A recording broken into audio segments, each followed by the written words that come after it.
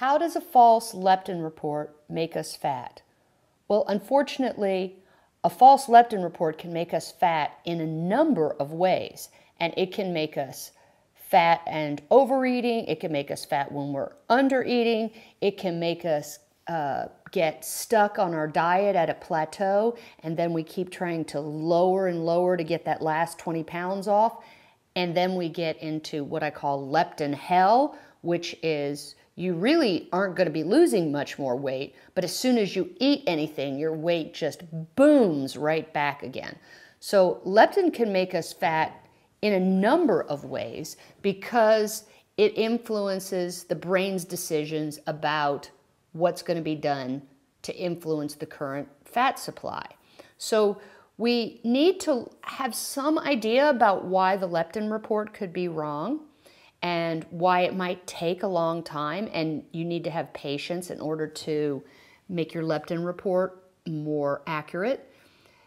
But if you start with a mindset of it's a leptin problem and you want to fix your leptin problem, you're still going to end up back, you know, like I did for that matter. You're going to end up in a lot of circular thinking. You think you have this answer because you've read the research and it works really in the lab, but you think that leptin only works one way. But the brain works in a lot of ways, and the leptin report has a lot of different influences on the brain depending on what your prior behavior has been, depending on what your current diet is, depending on what your current weight is, what your state of inflammation is. All these things are tremendously important to how the leptin report is interpreted.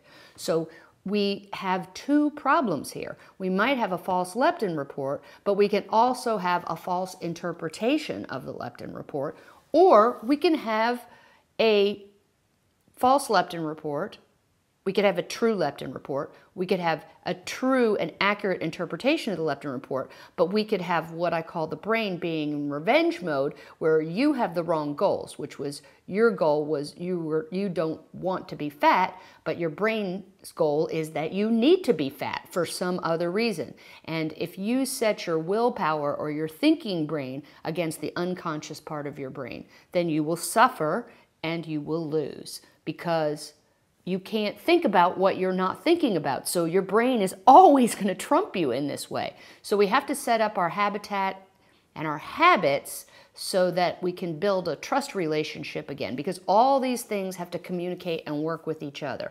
So there isn't this one single solution, single factor thinking, but that's what works for an intervention, a medication, even the pills of diet and exercise and supplements.